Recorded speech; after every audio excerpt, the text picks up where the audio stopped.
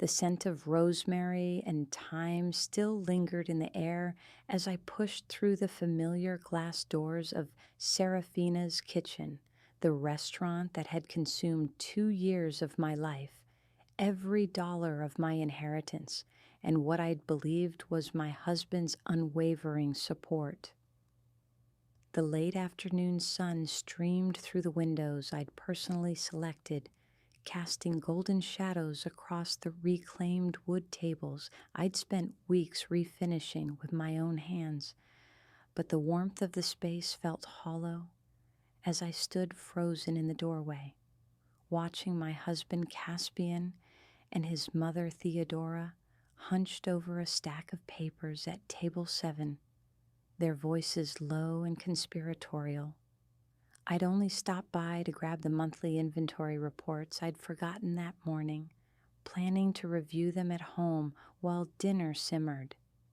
Caspian thought I was at my sister's house, helping with wedding preparations, and I hadn't bothered to correct that assumption when he'd kissed me goodbye with what I now recognized as unusual enthusiasm. The restaurant wasn't supposed to open for another hour, yet here they were, papers spread across the table like generals planning a campaign. My heart hammered against my ribs as fragments of their conversation drifted toward me. Legal documents, market value, quick sale. The words hit me like physical blows, each one confirming what my mind refused to accept. I pressed myself against the wall beside the host station, hidden behind a large potted olive tree that had been Caspian's housewarming gift when we'd first opened. The buyer's representative said they could close within 30 days, Theodora was saying, her silver hair perfectly coiffed despite the late hour, her manicured fingers tapping against what looked like a purchase agreement. $85,000 is more than fair for a place this size, especially considering the location. $85,000. I felt the blood drain from my face. The restaurant was worth at least 3 times that amount, possibly more given our growing reputation and prime location in the arts district. We'd had food bloggers calling it the hidden gem of the city. Our weekend reservations were booked solid through the next 2 months, and they were discussing selling it for less than I'd paid for the initial renovations. Nerissa will understand once we explain the situation, Caspian said, his voice carrying that patient tone he used when he'd already made up his mind about something. Ophelia needs this money for her maternity leave, and you know how expensive childcare will be once the baby comes. Besides, Mom's been talking about retiring to that cottage in Vermont for years. Nerissa. My own name sounded foreign coming from his lips, spoken with the casual dismissal of someone discussing a mildly inconvenient obstacle rather than his wife of 6 years.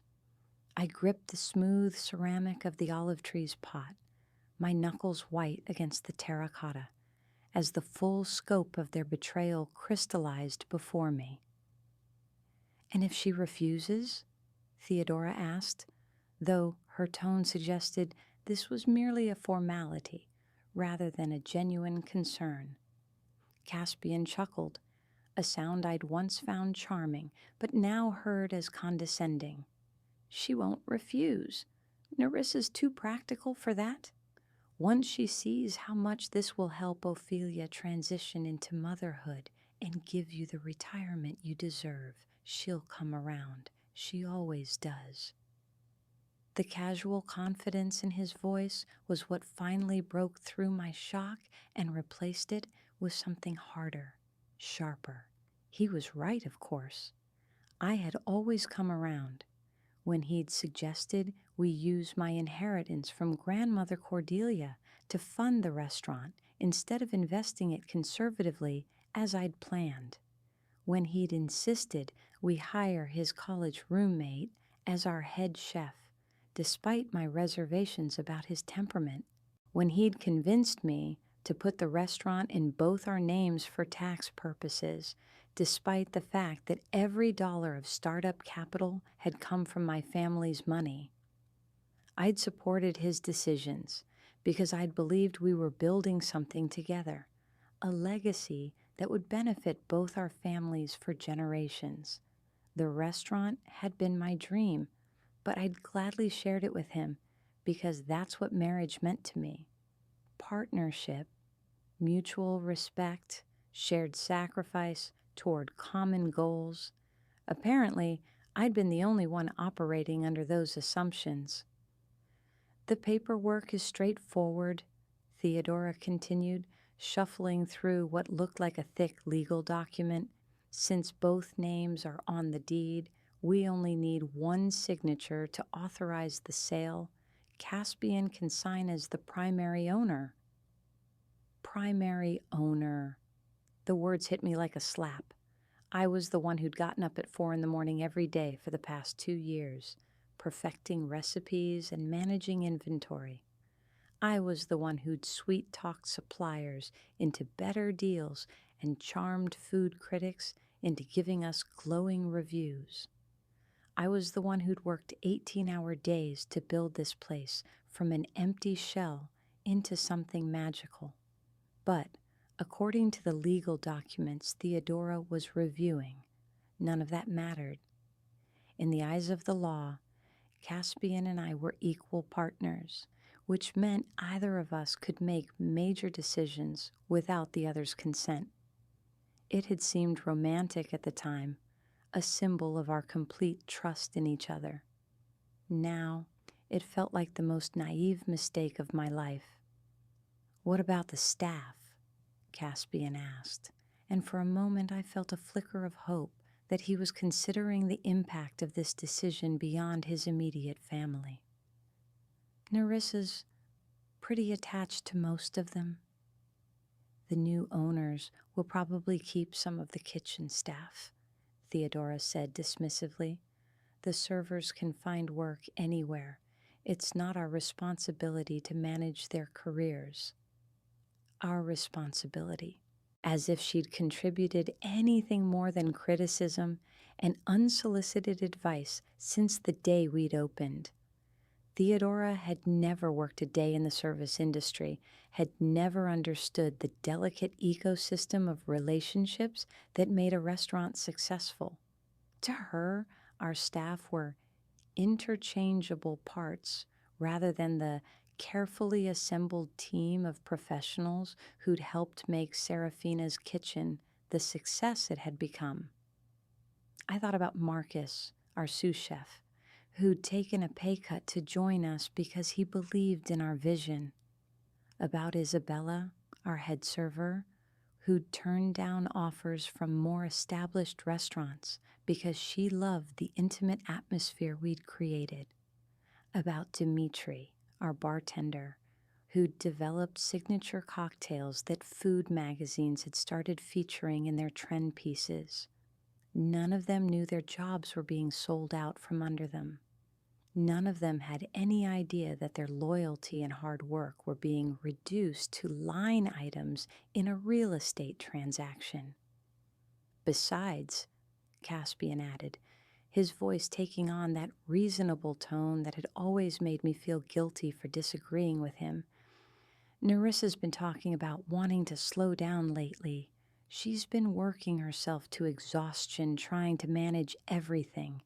This will actually be good for her in the long run. I almost laughed at the audacity of it. When had I ever said I wanted to slow down? When had I expressed anything other than complete dedication to making the restaurant successful? True, I'd been tired lately, but that was because I'd been handling more responsibilities as our business grew, not because I wanted to abandon the dream I'd spent 2 years building. But Caspian had always been skilled at rewriting history to support his current needs. When we'd first met at a mutual friend's dinner party 7 years ago, He'd presented himself as an aspiring entrepreneur, looking for the right opportunity to start his own business. It wasn't until after we were married that I'd realized his idea of entrepreneurship was finding ways to leverage other people's resources rather than developing his own. The timing couldn't be better, Theodora said, gathering the papers into a neat stack. Ophelia's due date is next month, and my realtor says the Vermont property could be available as early as June. Ophelia, Caspian's younger sister, who'd married her college boyfriend 3 years ago and promptly quit her job as a marketing coordinator to focus on what she called her wellness journey. She'd spent the last few years taking yoga teacher training courses and attending meditation retreats, all funded by generous gifts from her mother and increasingly frequent loans from Caspian that were never discussed with me beforehand.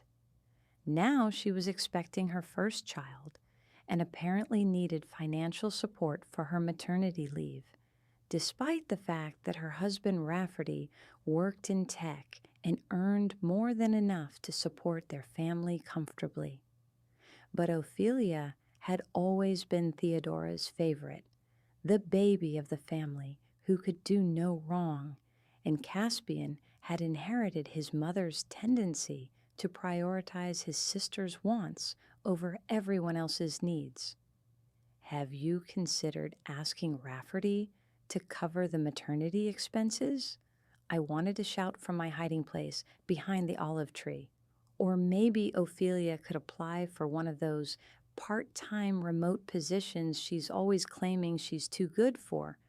But I remained silent, absorbing the full scope of their plans while my mind raced through possible responses. I could storm over to their table right now and confront them, but that would only lead to a public argument that would resolve nothing. Caspian was skilled at making me look unreasonable when I was angry, and Theodora would undoubtedly support whatever narrative painted her son as the responsible family provider. I could try to reason with them later, at home, but I already knew how that conversation would go. Caspian would use his patient, slightly condescending voice to explain why I was being selfish and short-sighted. He'd remind me of all the sacrifices his family had made for our marriage, conveniently forgetting that those sacrifices had primarily consisted of tolerating my presence at holiday dinners rather than any actual financial or emotional support. No, confrontation wasn't the answer, at least not yet. I needed information first, and I needed leverage. Most importantly, I needed to contact the one person they'd apparently forgotten about in their careful planning. I pulled my phone from my purse, grateful for the silent mode I always used during business hours, and scrolled through my contacts until I found the number I was looking for. Grandmother Cordelia's estate attorney, Maximilian Thornfield, had given me his personal number 2 years ago when we'd finalized the inheritance paperwork, telling me to call if I ever had questions about the legal protections he'd built into the documentation. At the time, I'd thought his caution was excessive.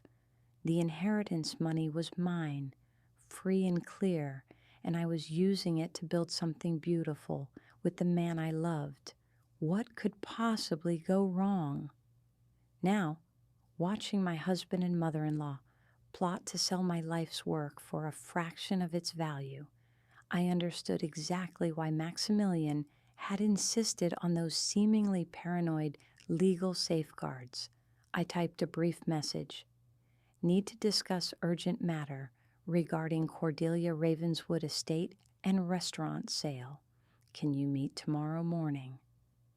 I hit send and slipped the phone back into my purse, my hands steadier than they'd been since I'd walked through the door. We should probably head out, Theodora was saying, checking the vintage watch that had been her late husband's pride and joy. I have bridge club at 7, And you said you wanted to be home before Nerissa gets back from her sister's." They began gathering their papers, and I realized I had perhaps 30 seconds to get out of the restaurant before they discovered me. I grabbed the inventory reports from behind the host station and slipped back through the front door, my heart pounding as I made it to my car, just as I heard the lock turning in the restaurant's front door. I sat in the driver's seat for a long moment, staring at the building that represented everything I'd worked for, everything I'd believed in, everything I'd thought was secure. The hand-painted sign above the door read, "Serafina's Kitchen," in elegant script, named after the saint of healing and purification. I had chosen the name because I'd wanted the restaurant to be a place where people came to nourish their bodies and souls, where families gathered to create happy memories, where love was expressed through carefully prepared food and genuine hospitality. The irony wasn't lost on me that I was now sitting outside my own restaurant, feeling like a stranger in my own life. My phone buzzed with a reply from Maximilian, "Available at 9 a.m. tomorrow. My office. This sounds serious."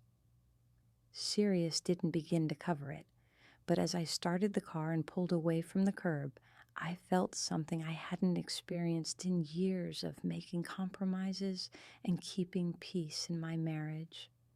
I felt the sharp, clean edge of my own anger, untempered by guilt or self-doubt. Caspian and Theodora thought they were dealing with the same accommodating woman who'd spent 6 years prioritizing family harmony over personal boundaries. They were about to discover just how wrong they were. The drive home took 25 minutes through traffic that moved like molasses through the downtown corridor. I used the time to mentally catalog everything I knew about the restaurant's legal structure, financial position, and operational details. The inheritance money I'd used to purchase and renovate the property had come with strings attached that I'd never fully explained to Caspian, primarily because he'd never asked for details beyond how much was available to spend. Grandmother Cordelia had been a shrewd businesswoman who'd built a small fortune through careful real estate investments and strategic partnerships. She'd also been married 3 times and divorced twice, experiences that had taught her the importance of protecting assets from well-meaning but financially irresponsible family members. When she'd structured my inheritance, she'd included provisions that I'd thought were unnecessarily complicated at the time. Now, I was grateful for her paranoia. Our house sat at the end of a quiet cul-de-sac in a neighborhood that had been rapidly gentrifying over the past 5 years. We'd bought it 3 years ago, using the restaurant's early success as collateral for a mortgage that had seemed manageable when our business was growing steadily. The craftsman-style bungalow had good bones and a large backyard that I'd imagined filling with herb gardens to supply the restaurant's kitchen. I'd never gotten around to planting those herbs. There'd always been some crisis at the restaurant that needed my immediate attention, some staff issue or supplier problem or equipment failure that took priority over personal projects. Looking at the overgrown backyard as I pulled into the driveway, I realized it was a perfect metaphor for how I'd been living my life, always focused on maintaining what already existed, never making time to nurture the growth I'd originally envisioned. Caspian's car wasn't in the driveway yet, which gave me perhaps an hour to process what I'd overheard and plan my next moves. I unlocked the front door and stepped into the living room we'd furnished with pieces from estate sales and vintage stores, creating an eclectic mix that reflected my taste more than his. Caspian had always deferred to my decorating decisions, claiming he didn't have strong opinions about domestic details, another red flag I'd somehow missed in my eagerness to interpret his passivity as supportive partnership. I poured myself a glass of the Pinot Grigio we kept for special occasions and settled into the armchair by the window that overlooked our neglected backyard. The wine was crisp and clean, with notes of green apple and mineral finish that reminded me of the careful attention to detail that went into everything I'd built at the restaurant. Each decision had been deliberate, from the locally sourced ingredients to the sustainable packaging to the carefully curated playlist that created exactly the right atmosphere for intimate conversations and romantic dinners. And Caspian was planning to sell all of it for $85,000 to fund his sister's extended vacation from responsibility and his mother's retirement fantasy. My phone rang, interrupting my increasingly dark thoughts. The caller ID showed my sister Evangeline's name, and I debated whether I had the emotional energy for one of our typical rambling conversations about wedding preparations and family politics. But Evangeline had always been my closest confidant, and I needed to talk to someone who would understand the magnitude of what was happening. "You sound terrible," she said, without preamble when I answered, "What's wrong?" I'd inherited my grandmother's tendency toward directness, but Evangeline had gotten an extra dose of intuition that made her remarkably skilled at reading people's emotional states through the smallest vocal cues. She'd known something was wrong before I'd said a single word. "I think my marriage is over," I said, surprising myself with the clarity of the statement. I hadn't consciously reached that conclusion until the words left my mouth, but hearing them spoken aloud, I knew they were true. "What happened?" Evangeline's voice shifted into protective mode, the same tone she'd used when we were children and someone had hurt my feelings at school. I told her everything, from walking into the restaurant to hiding behind the olive tree to overhearing their casual discussion of selling my life's work. Evangeline listened without interrupting, occasionally making small sounds of outrage that let me know she was absorbing the full scope of the betrayal. "So let me understand this correctly," she said when I'd finished. "He's planning to sell the restaurant you built with your own inheritance money, without your knowledge or consent, to fund his sister's maternity leave and his mother's retirement?" "That's exactly right." "And he thinks you'll just go along with this because you always have before?" "Apparently so."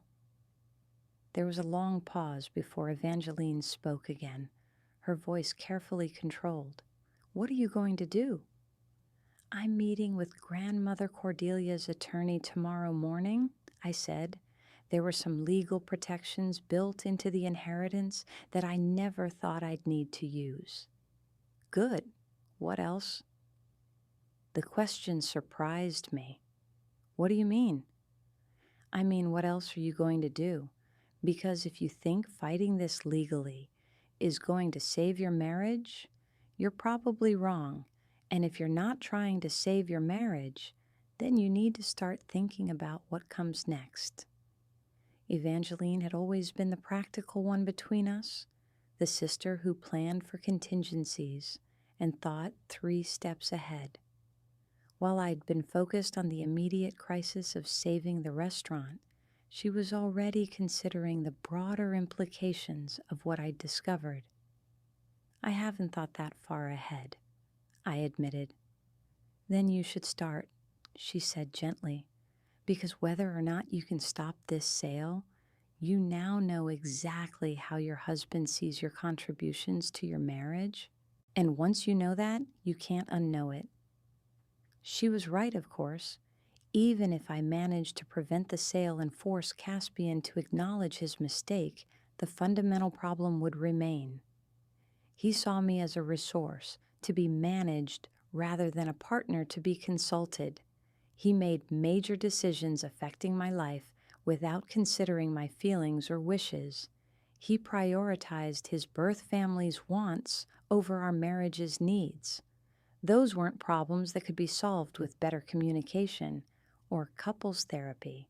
They were character issues that had apparently been present from the beginning of our relationship, hidden beneath a veneer of supportive partnership that had dissolved the moment his family's financial needs conflicted with my interests. "I need to go," I said as I heard Caspian's car pulling into the driveway. "He's home." "Call me tomorrow after you meet with the lawyer," Evangeline said. "And Nerissa, whatever happens, remember that you're stronger than you think you are. You built that restaurant from nothing. You can build whatever comes next, too." I disconnected the call just as Caspian's key turned in the front door lock. He walked into the living room with the same easy smile he'd worn when he'd kissed me goodbye that morning, as if he'd spent the afternoon running errands rather than plotting to steal my life's work. "You're home early," he said, loosening his tie with one hand while checking his phone with the other. "How was Evangeline? Is she finally ready for the wedding? Or is she still having second thoughts about the venue?" The casual normalcy of his questions made my skin crawl. How could he stand there making small talk when he'd spent the afternoon planning to betray me? How could he ask about my sister's wedding preparations when he was preparing to divorce me from everything I'd worked to create? "The venue's fine," I said, keeping my voice neutral. "How was your day?" "Productive," he said, and I had to admire the technical accuracy of the response. He had indeed been productive, just not in ways that benefited our marriage. "I had lunch with Mom and then took care of some business downtown." Business, as if selling my restaurant was just another item on his daily to-do list, filed somewhere between picking up dry cleaning and scheduling a dental appointment. "Anything interesting?" I asked, testing to see how far his deception would extend. "Nothing worth mentioning," he said with a dismissive wave. "Just boring financial stuff.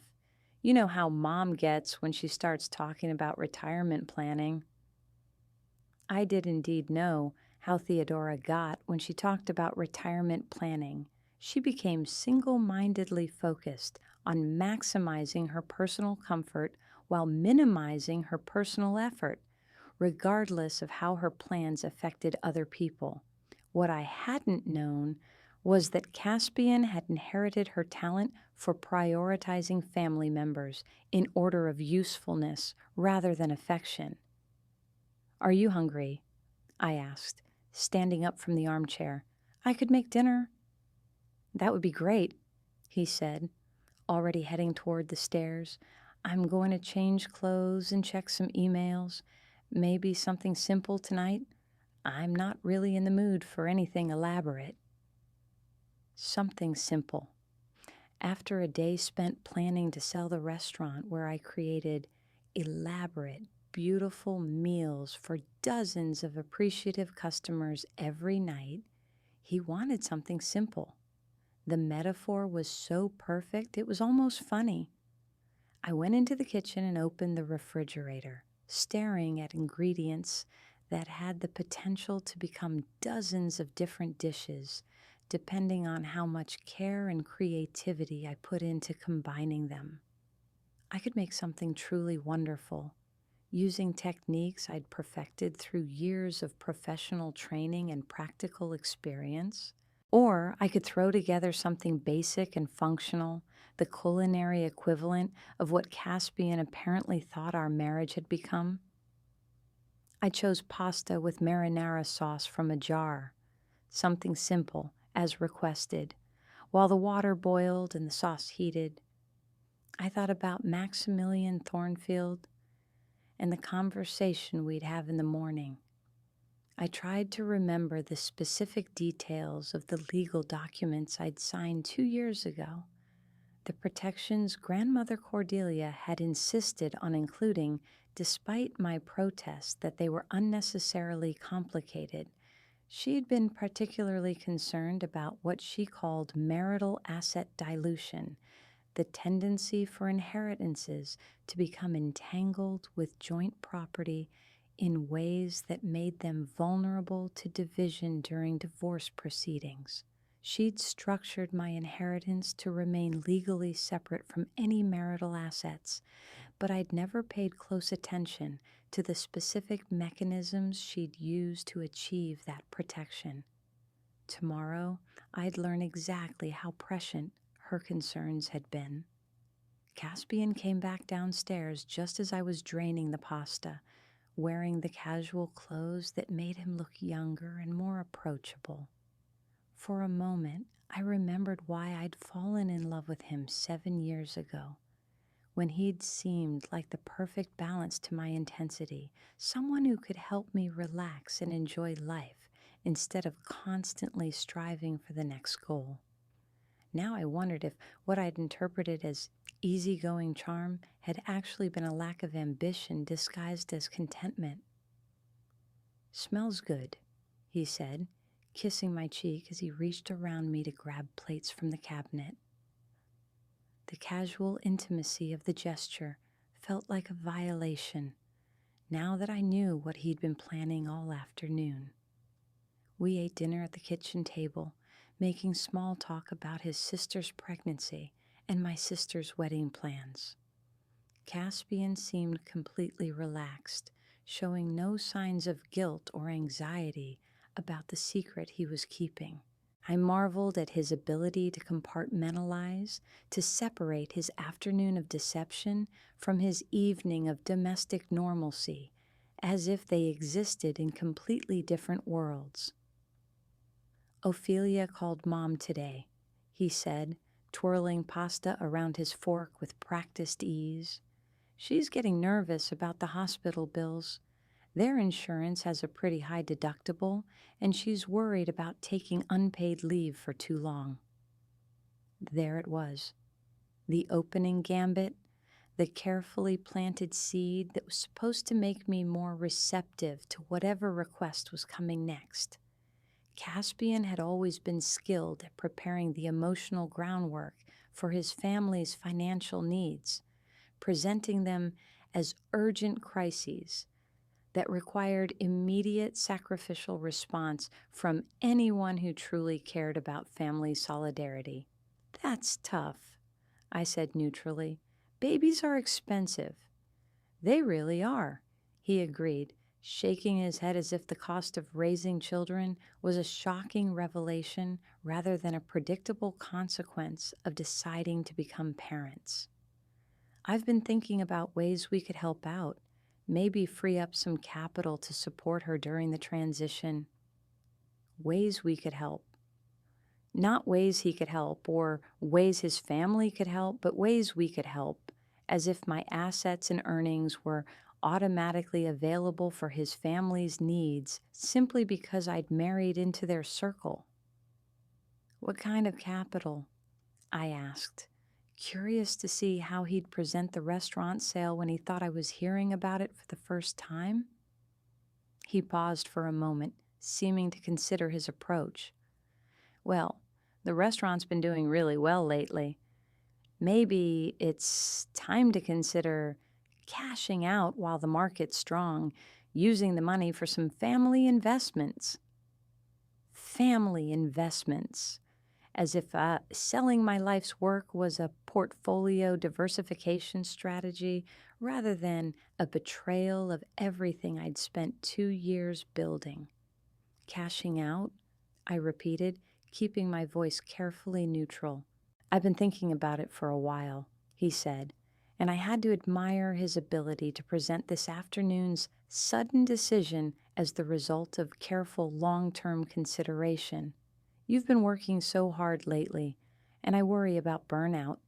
Maybe this is the universe telling us it's time to try something different. The universe. Apparently, the universe spoke through real estate brokers and legal documents now, delivering its messages via his mother's bridge club conversations rather than through any consultation with the person who'd actually built the business in question. Something different like what? I asked. I don't know yet, he said with a casual shrug. Maybe we could travel for a while, see the world before we settle down and start our own family. Or you could go back to school, get that master's degree in hospitality management you used to talk about. The master's degree I'd mentioned once, 3 years ago, as something I might consider pursuing someday in the distant future when the restaurant was well established and I had the luxury of academic study. He'd apparently been filing away my casual comments for use in future manipulations, ready to present my own abandoned daydreams as evidence that I secretly wanted to give up everything I'd worked for. That sounds like a big decision, I said carefully, not something to rush into. Of course not, he agreed quickly.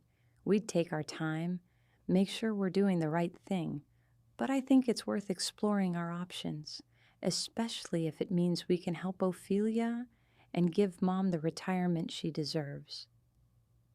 There it was again, the family loyalty argument, the suggestion that any hesitation on my part represented selfishness rather than reasonable caution about major life decisions. Caspian had learned from his mother that the fastest way to shut down opposition was to frame it as a moral failing rather than a practical disagreement. I'd want to see the numbers, I said. Business valuation, market analysis, that kind of thing. Absolutely, he said, his relief obvious. He'd expected more resistance, and my apparent willingness to consider his proposal had caught him off guard. I can pull together some preliminary information, get a sense of what we might be looking at. Preliminary information, as if he hadn't already received a purchase offer and signed legal documents authorizing the sale. The ease with which he lied to my face was almost impressive in its shamelessness. We finished dinner in relative quiet, and I excused myself to take a bath while Caspian settled in front of the television for his nightly ritual of channel surfing and sports highlight consumption. I locked the bathroom door and ran hot water into the claw foot tub we'd restored when we'd first moved into the house, adding lavender oil that was supposed to promote relaxation but did nothing to calm my racing thoughts. As I sank into the steaming water, I tried to imagine what my life would look like in 6 months. Would I still be married to a man who saw me as a convenient source of funding for his family's various needs? Would I still be pretending that our relationship was a partnership when it was clearly a one-sided extraction operation? Would I still be making excuses for behavior that was becoming harder to rationalize with each passing day? The answer to all those questions was becoming clearer with each moment I spent analyzing the evening's conversation. Caspian wasn't planning to discuss the restaurant sale with me because he didn't see it as a decision that required my input. He was planning to present it as a fait accompli, something that had already been decided by forces beyond our control. The fact that those forces were actually his mother's real estate ambitions and his sister's financial irresponsibility was apparently irrelevant to his decision-making process. I stayed in the tub until the water began to cool, then wrapped myself in the fluffy robe Evangeline had given me last Christmas and padded quietly to the bedroom. Caspian was still downstairs, and I could hear the television through the floor, some kind of sports commentary that would probably continue for another hour. I opened my laptop and began researching divorce attorneys in our area, not because I definitively decided to end my marriage, but because I needed to understand all my options before tomorrow's meeting with Maximilian Thornfield. If grandmother Cordelia's legal protections were as comprehensive as I hoped, I might be able to save the restaurant without saving the marriage. And given what I'd learned about Caspian's character over the past few hours, that might be the best possible outcome. The websites were all carefully professional, offering discreet consultations and emphasizing their commitment to protecting clients' interests during difficult transitions. I bookmarked several that seemed promising, then closed the laptop and tried to fall asleep despite the anticipation building in my chest. Tomorrow, I would learn exactly what kind of protection my grandmother's paranoia had provided. Tomorrow, I would discover whether the legal safeguards I'd thought were unnecessarily complicated would turn out to be my salvation. And tomorrow, I would begin the process of deciding whether the man sleeping beside me was someone I wanted to spend the rest of my life with, or someone I needed to protect myself from. As I listened to Caspian's footsteps on the stairs and felt him settle into bed beside me, I closed my eyes and prepared for what might be the last night of my marriage as I'd known it. Because whatever happened in Maximilian Thornfield's office tomorrow morning, I knew I would never again be the accommodating, trusting woman who'd built a life around someone else's convenience. That woman had died the moment I'd heard my husband planning to sell my dreams to fund his family's comfort. What would rise in her place remained to be seen. But as I lay there listening to Caspian's steady breathing beside me, I already felt the first stirrings of that transformation. The woman who would emerge from tomorrow's revelations would be someone who protected what she'd built, someone who demanded honesty from the people she loved, someone who refused to sacrifice her own dreams for other people's convenience. I slept fitfully, waking several times throughout the night with fragments of overheard conversations echoing in my mind. Each time I drifted back towards sleep, I found myself mentally rehearsing different scenarios for the confrontation that was coming, trying to prepare for every possible response Caspian might offer when his deception was finally exposed. Morning came, with the gray light of early autumn filtering through our bedroom curtains. Caspian was already in the shower, humming some tune I didn't recognize, apparently untroubled by any guilt about the previous day's activities. I checked my phone and saw a text message from Maximilian Thornfield confirming our 9 o'clock appointment and asking me to bring any documentation I had regarding the restaurant's purchase and current legal status. I dressed carefully in the navy blue suit I wore for important business meetings, choosing clothing that made me feel competent and professional rather than vulnerable. Today, I would need every advantage I could muster, every reminder that I was a successful businesswoman who deserved to be treated with respect rather than manipulated like a naive child. Caspian emerged from the bathroom with a towel wrapped around his waist, his hair still damp from the shower. For a moment, I studied his face, searching for any sign of the guilt or anxiety he should have been feeling about his planned betrayal.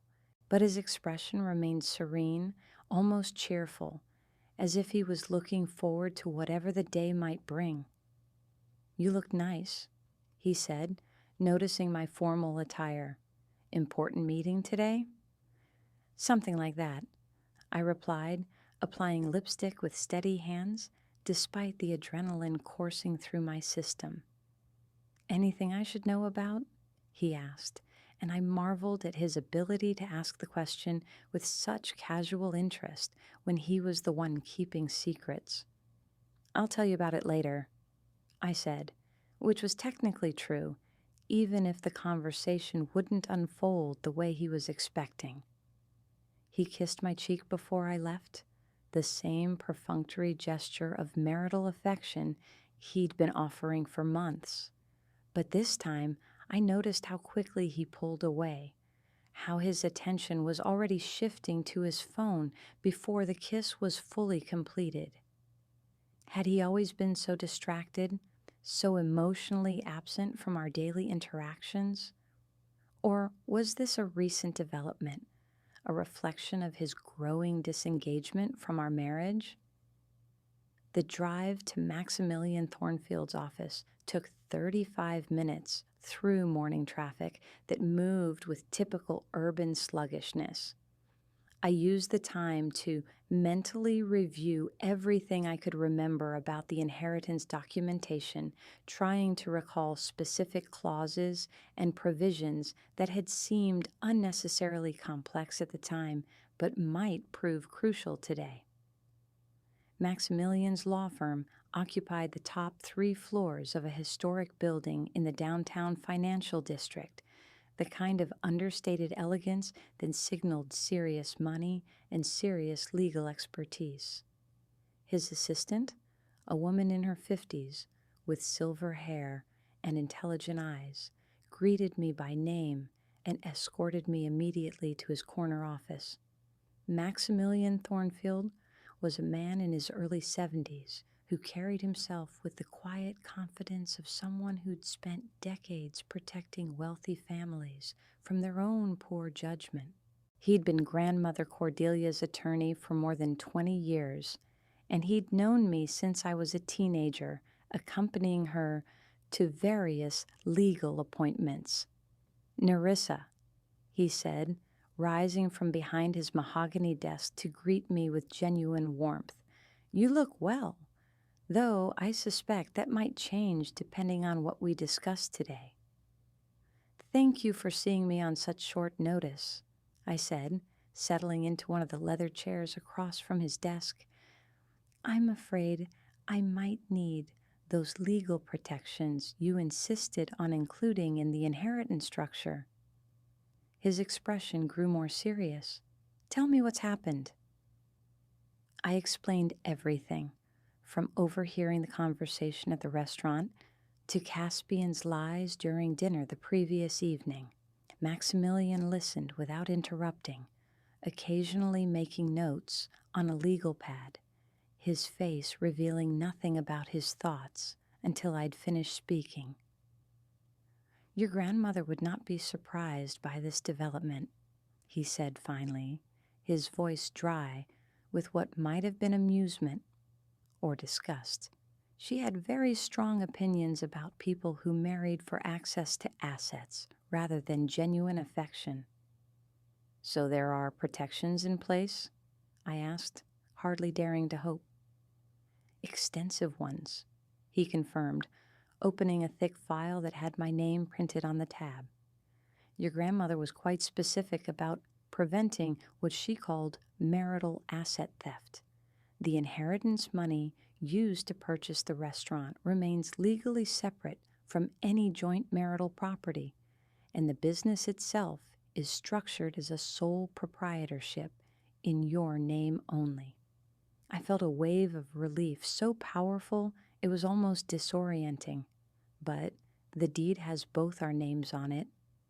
"The mortgage deed? Yes," Maximilian explained, "but not the underlying ownership structure. Your husband is listed as a joint mortgage holder for tax and credit purposes, but he has no actual ownership stake in the business or property. He cannot authorize any sale or transfer without your explicit written consent." "Are you saying the documents they were signing yesterday are meaningless?" "Worse than meaningless," he said with satisfaction. They're potentially fraudulent. If your husband attempts to complete a sale based on forged authorization, he could face criminal charges for theft and fraud. The implications hit me like a physical blow. Caspian wasn't just betraying our marriage, he was potentially committing crimes that could destroy his career and send him to prison. Had he really thought I would never discover what he'd done? Or had he simply assumed I would be too passive and accommodating to fight back even when I found out? What are my options? I asked. Maximilian pulled several documents from the file and spread them across his desk. You have several paths available. You can file for immediate injunctive relief to prevent any sale of the restaurant. You can pursue criminal charges for attempted fraud. You can file for divorce with claims for damages related to attempted theft of your separate property. Or you can confront your husband privately and demand that he cease this foolishness before it escalates to legal action. What would you recommend? He leaned back in his chair, studying me with the calculating gaze of someone assessing a client's temperament and resources. That depends on what outcome you're hoping to achieve. Do you want to save your marriage, or do you want to protect yourself from future similar betrayals? The question forced me to confront the reality I'd been avoiding since the previous afternoon. Did I want to save my marriage? Could a relationship built on such fundamental dishonesty and disrespect ever be repaired? Was there any version of reconciliation that wouldn't leave me constantly watching for the next betrayal? I want to protect the restaurant, I said finally. Everything else is secondary. Then I recommend immediate injunctive relief, followed by a private confrontation that makes clear the legal consequences of his actions, Maximilian said. If he's sensible, he'll abandon this scheme and hopefully reconsider his approach to marriage. If he's not sensible, you'll already have legal protections in place. How quickly can you file the injunction? It's already prepared, he said, producing another document from the file. Your grandmother insisted that we have emergency protections ready for immediate deployment. I can have this filed within the hour. I stared at the legal document that would protect everything I'd built from the man I'd married. The irony was almost overwhelming. My grandmother, who'd been dead for 3 years, was still looking out for my interests, while my husband of 6 years was actively working to destroy them. Do it, I said. Maximilian made a phone call to his assistant and arranged for the immediate filing of the injunction. Within 45 minutes, I had legal documentation that prevented any sale or transfer of the restaurant without my personal authorization.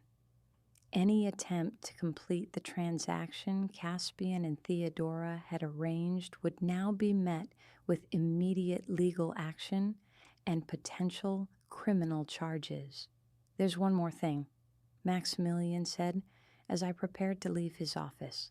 Your grandmother also established a private investigation fund as part of the inheritance structure.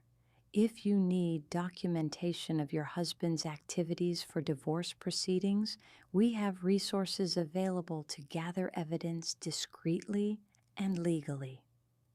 A private investigation fund. Even in death, Grandmother Cordelia was still 3 steps ahead of everyone else, still preparing for contingencies that seemed paranoid until they proved to be prescient. I'll keep that in mind, I said, though part of me wondered what other secrets might be uncovered if I authorized a professional investigation into Caspian's recent activities. The drive back to the restaurant took 20 minutes, and I spent the entire time mentally preparing for the confrontation that was about to unfold. I had legal protection, moral authority, and the advantage of surprise. Caspian and Theodora had no idea their scheme had been discovered, no idea that their carefully planned betrayal was about to explode in their faces. I parked across the street from Serafina's kitchen and sat in my car for a moment, studying the building that represented everything I'd worked to create. In a few hours, the evening service would begin, and my staff would welcome dozens of customers into the warm, intimate space I'd designed to nourish both body and soul. The thought of losing all of that to fund Ophelia's maternity leave and Theodora's retirement fantasies made my hands clench into fists. But I wouldn't lose it. Grandmother Cordelia had made sure of that. I crossed the street and unlocked the restaurant's front door, stepping into the familiar sanctuary of my professional life. The morning sun streamed through the windows, illuminating the carefully arranged tables and the framed photographs of local farmers and suppliers that lined the walls. Everything was exactly as I'd left it, but somehow it felt different now that I knew how close I'd come to losing it all. My phone rang as I was reviewing the day's reservations. The caller ID showed Evangeline's number, and I answered immediately. "How did the meeting go?"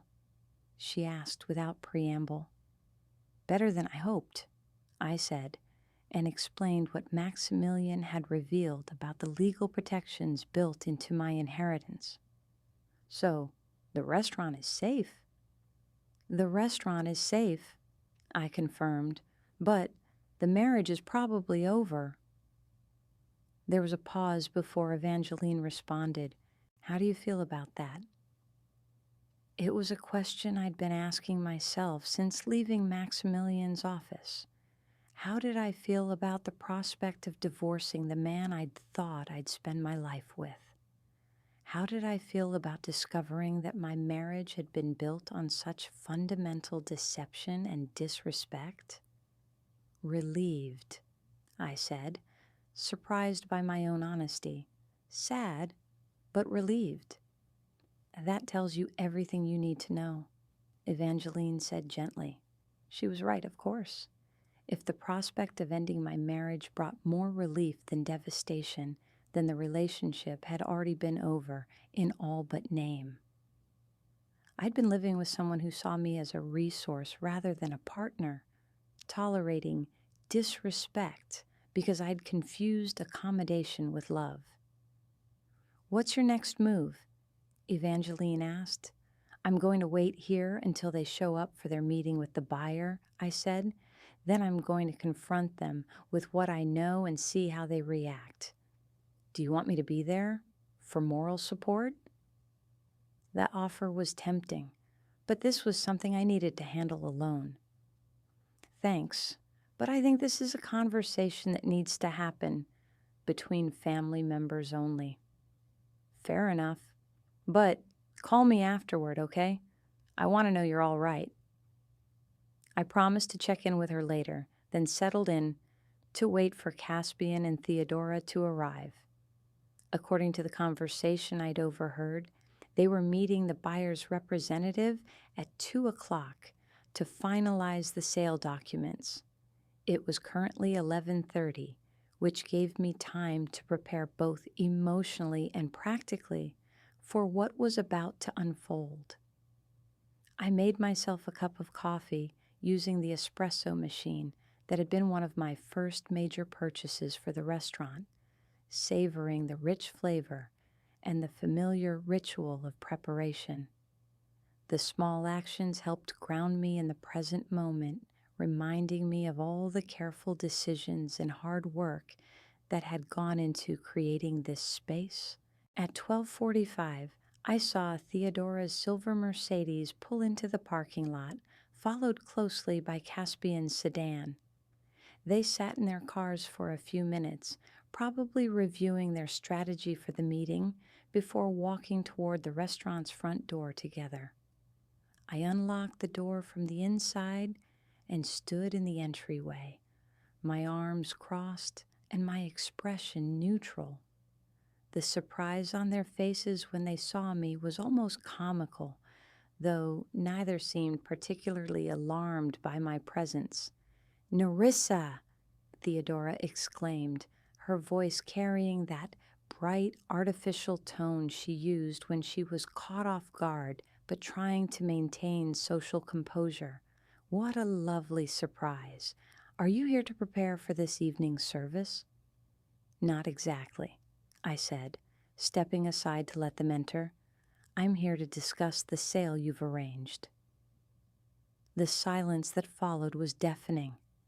Caspian's face went pale, while Theodora's expression shifted from surprise to calculation as she tried to assess how much I knew and how she might manage the situation. "What sale?" Caspian asked, but his voice lacked conviction. He knew he'd been caught.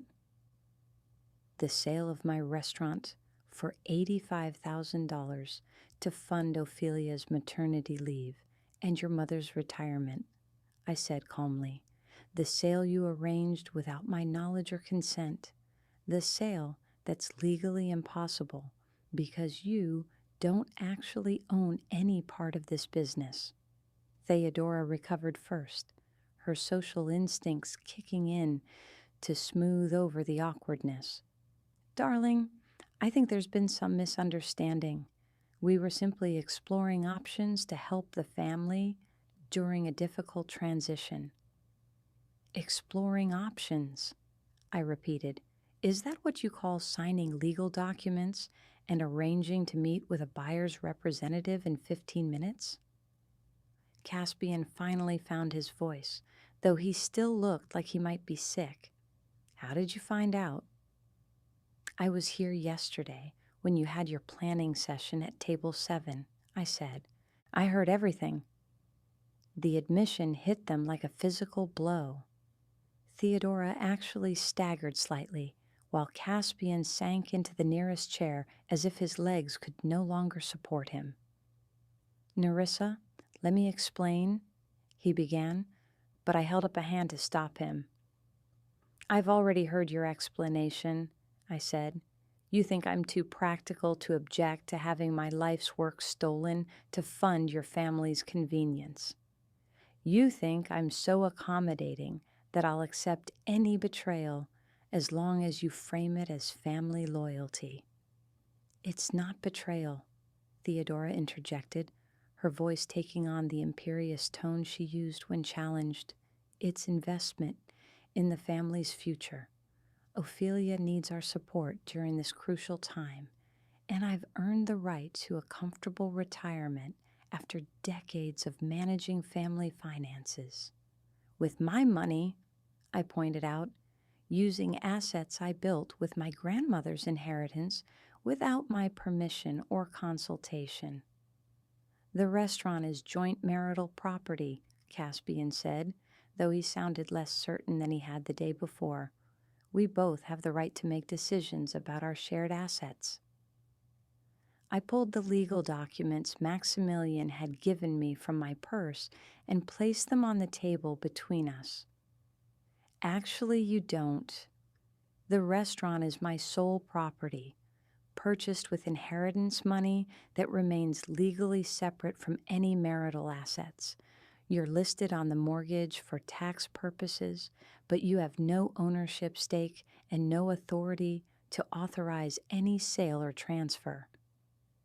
Caspian's face went from pale to gray as he scanned the legal documents. "This can't be right." "It's absolutely right," I said. "And furthermore, I've filed an injunction preventing any attempted sale of the property. If you try to complete the transaction you've arranged, you'll be committing fraud and theft, both of which are felonies." Theodora was reading over Caspian's shoulder, her expression growing more pinched with each paragraph. "This is ridiculous," she said finally, Surely there's some mistake. Married couples share assets. That's how marriage works. That's how some marriages work, I corrected, but not when one spouse uses inheritance money to purchase property and the other spouse immediately starts plotting to steal it. Steal is a very strong word, Caspian said weakly. What would you call selling someone's business without their knowledge or consent? I asked.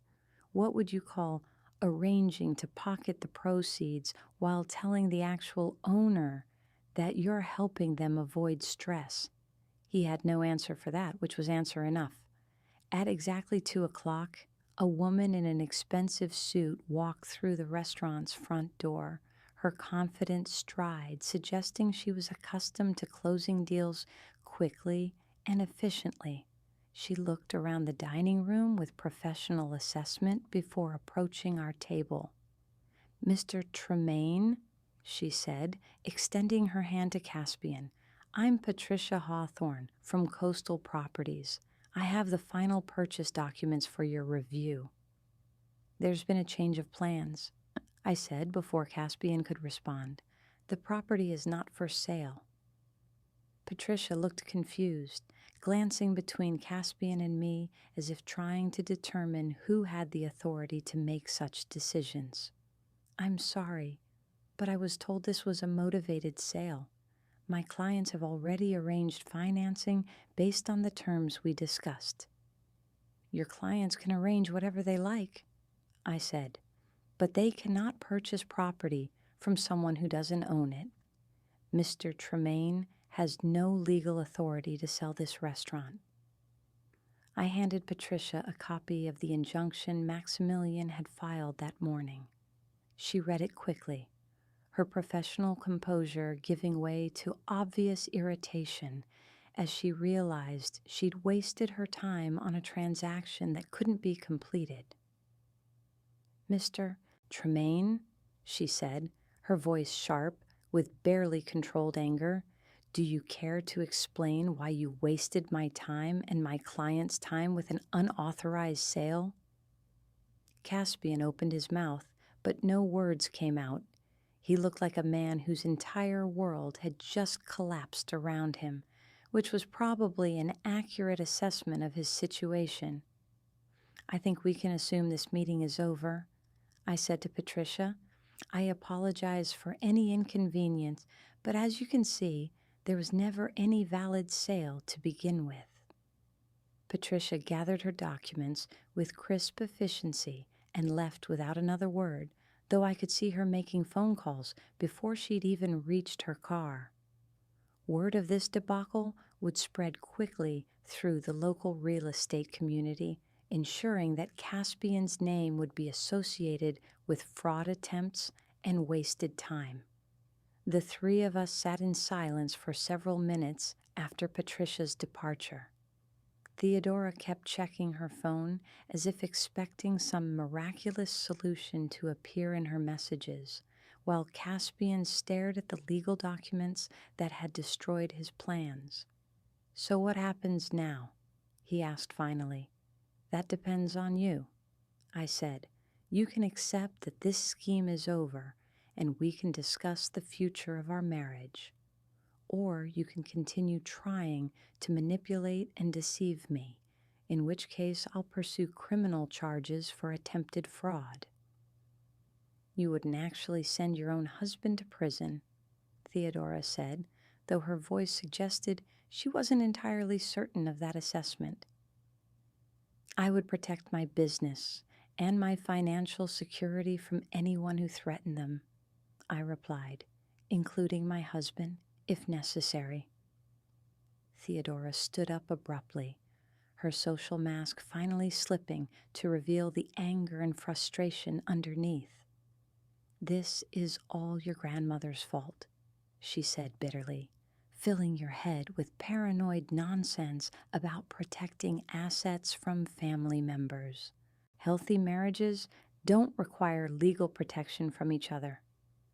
Healthy marriages don't require protection because they're built on honesty and mutual respect," I said, neither of which seems to apply to this situation. I think Mom should go, Caspian said quietly, speaking for the first time since Patricia had left. Nerissa and I need to talk privately. Theodora looked like she wanted to argue, but something in her son's tone stopped her. She gathered her purse and car keys with theatrical dignity, pausing at the door to deliver what she probably intended as a devastating parting shot. I hope you're satisfied with destroying your family for the sake of a business, she said. Some things are more important than money, though apparently you've never learned that lesson. You're right, I said calmly. Some things are more important than money, like honesty, respect, and the trust between married partners. Unfortunately, those seem to be the things you and your son were willing to sacrifice for money. She left without responding, though she made sure to slam the door hard enough to rattle the windows. Caspian and I sat alone in the restaurant where I'd imagined we'd celebrate decades of shared success, where I'd pictured our future children learning to help in the kitchen, where I'd dreamed of growing old together while building something meaningful for the next generation. I'm sorry, he said finally, though his voice carried more defeat than genuine remorse. For which part? I asked. For arranging to sell my business without telling me? For lying to my face about it? For prioritizing your family's wants over our marriage's needs? For treating me like a resource to be managed rather than a partner to be consulted? For all of it, he said, but the admission felt hollow. I thought I was doing the right thing for everyone. You thought you were doing the convenient thing for your mother and sister, I corrected. You never considered what might be right for me. He was quiet for a long moment, staring at his hands. What do you want me to do? I want you to explain how we got here, I said. I want to understand how the man I married turned into someone who could plan this kind of betrayal. Caspian looked up at me then, and for the first time since this confrontation began, I saw something approaching genuine emotion in his expression. I never meant for it to happen this way. How did you mean for it to happen? I thought if I presented it as a family investment opportunity, you'd see the benefits. More time for us, less stress, the chance to help people we care about during a difficult period. And if I'd said no? He hesitated, and in that hesitation, I heard the truth he didn't want to admit. I didn't think you would say no. You never have before. There it was, the fundamental problem that had been corroding our marriage from the beginning. Caspian had learned to see my accommodation as permission, my compromise as weakness, my love as a resource he could exploit without consequence. You're right, I said. I never have said no before. I've spent 6 years prioritizing your family's needs over my own boundaries. I've contributed more money, more effort, and more sacrifice to this marriage than I've received in return. And I've done it because I thought we were building something together. We were building something together, he protested. No, Caspian, I was building something. You were taking advantage of my work. There's a difference. The truth of those words settled between us like a weight. In 6 years of marriage, what had Caspian actually contributed beyond emotional support and social companionship? He'd never made comparable financial sacrifices for my dreams. He'd never prioritized my family's needs over his own comfort. He'd never shown the kind of loyalty and partnership I demonstrated consistently throughout our relationship. So what happens now? He asked again. Now, you decide what kind of person you want to be, I said, Do you want to be someone who schemes behind his wife's back to steal her assets? Or do you want to be someone who learns from this mistake and works to rebuild the trust he's destroyed? I want to fix this, he said quickly. I want to save our marriage. Then you need to start by figuring out how to help Ophelia and support your mother without using my money or my business. You need to demonstrate that you can prioritize our marriage over your birth family's convenience, and you need to accept that I will never again be the accommodating wife who sacrifices her own interests for the sake of family harmony. The conditions I was laying out were fair, but they represented a fundamental shift in the power dynamic of our relationship. Caspian would have to learn to see me as an equal partner rather than a convenient resource. He would have to start contributing comparable effort and sacrifice to our shared life. He would have to accept that his family's needs would no longer automatically take precedence over mine. Looking at his expression, I doubted he was capable of making those changes. "What if I can't?" he asked, and I appreciated his honesty even as it confirmed my fears. "Then we get divorced," I said simply, "and you figure out how to build a life that doesn't depend on exploiting other people's generosity." We sat in silence for several more minutes, both of us processing the implications of what had been said. The marriage we'd built over the past 6 years was ending, whether through transformation or dissolution. The only question was whether anything worth saving could rise from the wreckage of the trust that had been destroyed. "I need time to think," Caspian said finally. "Take all the time you need," I replied. "But understand that I won't be waiting indefinitely for you to decide whether you want to be married to me or continue trying to manage me." He left without saying goodbye, walking out of the restaurant like a man in a daze.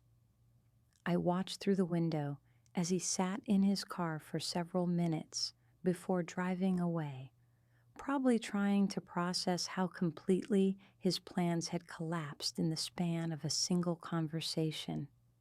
I called Evangeline to let her know how the confrontation had unfolded, then spent the rest of the afternoon preparing for the evening service with my staff. The familiar routine of menu planning and food preparation was comforting after the emotional turmoil of the morning, reminding me that whatever happened with my marriage, I still had meaningful work that brought joy to dozens of people every night. Caspian didn't come home that evening. He sent a text message saying he was staying at his mother's house while he thought about everything that had happened. I wasn't surprised by his retreat, though I was disappointed by his inability to have difficult conversations like an adult. The next 3 weeks passed in a strange limbo. Caspian collected some of his belongings, but avoided any serious discussion about the future of our marriage. He seemed to be waiting for me to make the decision about divorce, as if he could avoid responsibility for the consequences of his actions by forcing me to initiate the legal proceedings. Theodora called twice, both times to lecture me about the importance of family forgiveness and the selfish destructiveness of holding grudges. I listened politely to her monologues, but made no commitments about reconciliation. If Caspian wanted to save our marriage, he would have to do more than send his mother to negotiate on his behalf. The restaurant continued to thrive during this period, almost as if the removal of marital stress had freed up energy I could invest in the business. We received our best review ever from the city's most prestigious food critic, and I began seriously considering the expansion plans I'd been postponing due to concerns about joint decision-making with Caspian. On a Tuesday evening in late October, as I was closing the restaurant after a particularly busy night, Caspian finally came to see me. He looked thinner than he had 3 weeks earlier, and there were dark circles under his eyes that suggested he'd been sleeping poorly. "Can we talk?" he asked, his voice tentative in a way I'd never heard before. I finished wiping down the last table and gestured for him to sit. "What do you want to say?" "I've been thinking about what you said, about the kind of person I want to be." "And what conclusion did you reach?" He was quiet for a moment, gathering his thoughts. I realized that I've never had to be responsible for anything in my life. My parents took care of everything when I was young, and then you took care of everything after we got married. I don't know how to be a partner because I've never had to learn. It was the most honest self-assessment I'd ever heard from him, and it gave me a flicker of hope that maybe genuine change was possible. "That's a good start," I said carefully, but recognizing a problem and fixing it are two different things. "I know," he said. "That's why I've been looking for a job, a real job, not something arranged through family connections. I want to contribute equally to our household expenses instead of relying on the restaurant's profits." This was unexpected. In 6 years of marriage, Caspian had never expressed interest in traditional employment, preferring to position himself as a consultant or advisor to various family business ventures that generated minimal income but maximum flexibility. "What kind of job?" I asked. "Sales position with a medical equipment company," he said. "Base salary plus commission, completely separate from any family connections. It's not glamorous, but it's honest work that could actually support a family."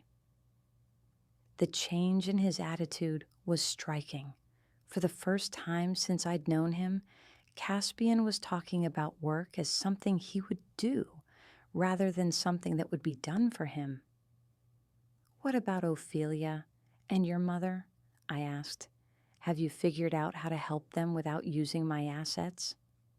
"I gave Mom $20,000 from my trust fund to help with the Vermont cottage," he said, "and I told Ophelia that if she needs financial support during her maternity leave, she should apply for assistance programs or consider part-time remote work instead of expecting family bailouts." This was perhaps the most significant change of all. Caspian had finally set boundaries with his family, something I'd begun to believe was impossible.